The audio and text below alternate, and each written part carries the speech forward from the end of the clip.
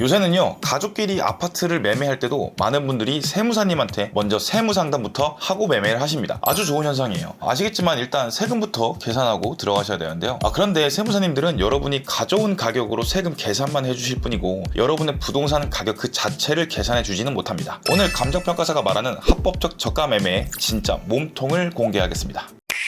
안녕하세요. 세상을 감정한 남자 김강사 평가사입니다. 요즘 증여 못지않게 진짜 가족 간 거래 감정평가 상담이 엄청나게 늘었습니다. 아무래도 지금 급격히 바뀌는 부동산 정책 때문이겠죠. 저도 의뢰인의 빙의에서 유튜브나 여러 책들을 찾아보면요, 가족 간 저가 양도에 대해 설명하는 영상이나 자료들이 엄청나게 많습니다. 30% 할인이니 3억 한돈이 다 맞는 말이에요. 하지만 여러분, 가장 중요한 게 빠졌습니다. 그 30% 할인을 시작하는 기준점, 시가 누가 정하나요? 그냥 국가나 시장에서 정해진 그 숫자를 그대로 쓰면 될까요? 그럴 수도 있겠지만 많은 경우에는 감정평가 받는 게 엄청나게 이득일 때가 있습니다. 그리고 감정평가를 통한 이득을 많은 분들이 알게 되면서 상담도 늘어나고 있는 것 같아요. 자, 그러면 가장 궁금해하시는 거, 그래서 도대체 얼마에 팔아야 세무조사가 안 나올까요? 또는 얼마까지 팔아야 증여세가 안 나올까요? 요겁니다. 딱 3개만 기억하세요. 5%, 30% 그리고 3억. 그런데 이게 내 아파트가 얼마냐에 따라서 완전히 달라지기도 해요. 그래서 오늘은 시가가 15억인 경우랑 5억인 경우 요 두 가지 케이스로 일단 설명드릴게요. 첫 번째 케이스입니다. 시가가 15억 원일 때 사례입니다. 예를 들어서 15억짜리 아파트를 아버지가 아들한테 12억 원에 팔았다고 해봅시다. 딱 3억 깎아준 거죠? 자, 아버지 입장에서 볼까요? 아버지는 5% 룰에 걸립니다. 15억의 5%는 7,500만 원인데요. 3억이나 깎아줬으니까 세금은 얼마에 팔았는지 상관없이 15억 원에 판 것으로 계산해서 냅니다. 이거를 부당행위 계산 부인이라고 하는데요. 그냥 단어 어려우니까 15억을 기준에서 낸다, 이렇게 보시면 됩니다. 얼마에 팔든지 가네요. 아들의 입장에서 볼까요? 증여세 관련인데요. 이게 더 핵심이죠. 아들은 30%와 3억 중에 더 적은 걸 기준해서 한도를 계산하게 됩니다. 15억 원에 30%는 4억 5천인데요. 그런데 4억 5천이 3억보다는 높죠? 그러니까 15억짜리를 12억에 딱 3억 싸게 샀으니까요, 증여세를 한 푼도 내지 않습니다. 즉 4억 5천이랑 3억 중에 낮은 걸로 한도를 계산하면 돼요. 복잡하죠? 그냥 이런 복잡한 거 싫어하시는 분들을 위해서 그냥 하나만 말씀드릴게요. 우리 집이 그냥 10억 넘을 것 같다 싶으시면 그냥 머리 아프게 계산하지 말고요, 그냥 3억까지다 이렇게 외우시면 됩니다. 외우는 것도 싫다 그러면 현관문에 우리 아들 할인 한도는 3억 이렇게 그냥 써 놓으세요. 그게 가장 속 편합니다.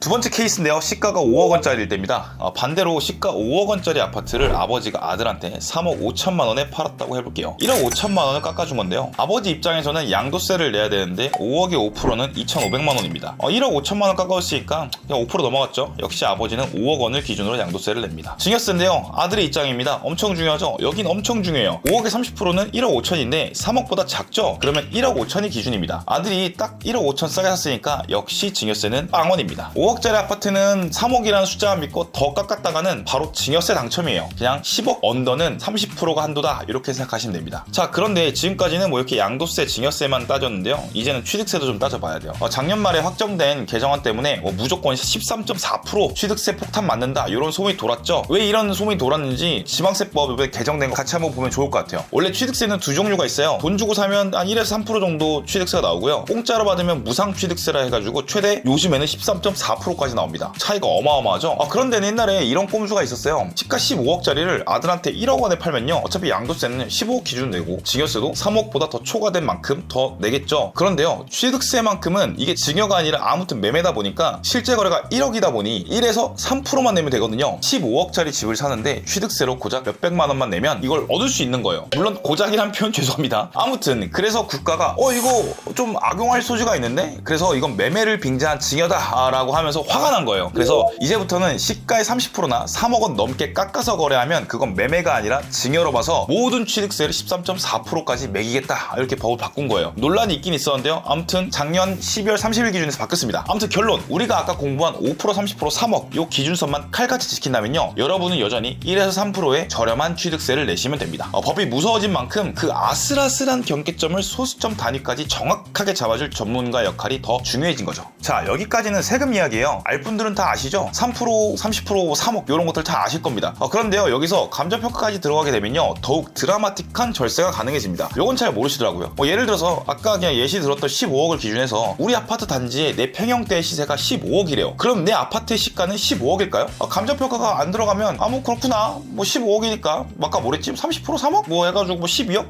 그럼 12억까지 증여세가 안 나가겠구나, 이렇게만 생각하실 거예요. 그런데 저 같은 감정평가사가 등판하면 어떻게 될까요? 우리 집의 층수, 조망, 금매 여부 등등, 시장에 있는 여러 거래 사례 등등을 법적으로 정당하게 분석해서 시세라고 불리워지는 그 15억의 적정성을 검토할 겁니다. 그리고 원 단위까지 감정평가를 목적에 맞게 하겠죠. 자, 만약에요, 15억이라는 시세가 사실 요즘에 급변하는 상황 속에서 높게 거래가 된 걸 수도 있고요, 부풀려진 걸 수도 있고요. 아무튼 여러 사정을 봤더니 감정평가하면 14억까지 나올 수 있겠다? 그러면 15억에 3억을 깎은 12억의 한도가 아니라 14억에 3억을 깎은 11억까지 증여세가 빵원이 됩니다. 즉 한도가 늘어나는 셈이에요. 네, 추가 할인이 들어갑니다. 시작점 자체를 낮춰버리는 힘, 이게 바로 감정평가의 힘입니다. 이렇게 이론적인 거 말고요, 짧게 최근 사례 한 2개 정도만 같이 볼까요? 최근에 감정평가한 건인데요, 이 건은 특수관계인 매매, 즉 가족 간 저가 양도를 목적으로 제게 의뢰해 주신 건이었어요. 상담은 설날 직전 상담했고요, 바로 감정평가 착수했는데요, 물론 뭐 실거주 요건 이런 것들 다 충족한 상태였어요. 여기는 서초동에 위치한 아파트였는데요, 의뢰인에 따르면 시세는 18억이 넘고 호가는 20억도 넘는다고 하더라고요. 그래서 한번 제가 최근 거래를 봤거든요.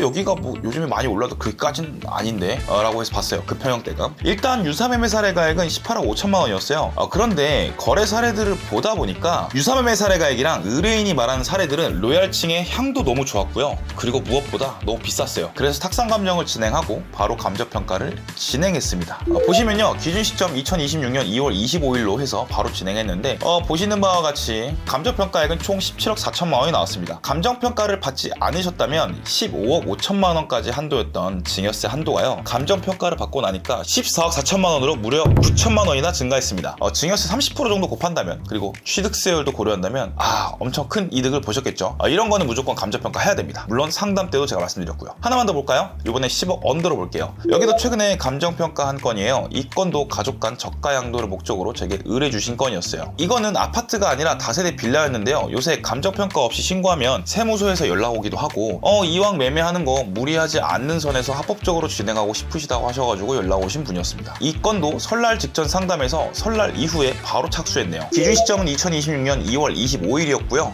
보시는 바와 같이 6억 7,600만 원으로 감정평가 되었습니다. 여기는 방배동이고, 방배동의 재건축 지역 인근에 있는 곳이라서 최근 더더욱 가격이 상승되고 있는 지역이었어요. 그래서 거래 사례 분석할 때 좀 애를 먹었는데, 아무튼 이분의 경우에는 아까 말한 3억이 아니라 30% 룰을 적용하면요, 10억 언더니까 한 4억 8천까지는 무리 없이 증여세를 빵원으로 내고 이 물건을 가져갈 수 있겠죠. 요즘은 부모님도 돈 받고 자녀에게 부동산 파는 게 많이 트렌드가 됐어요. 그냥 공짜로 주게 되면 증여세 폭탄이 나올 수 있겠지만, 이런 저가 매매를 활용하면요, 자녀는 내 집 마련할 수 있고요, 부모님은 다주택 규제 이런 것들에서 벗어날 수가 있습니다.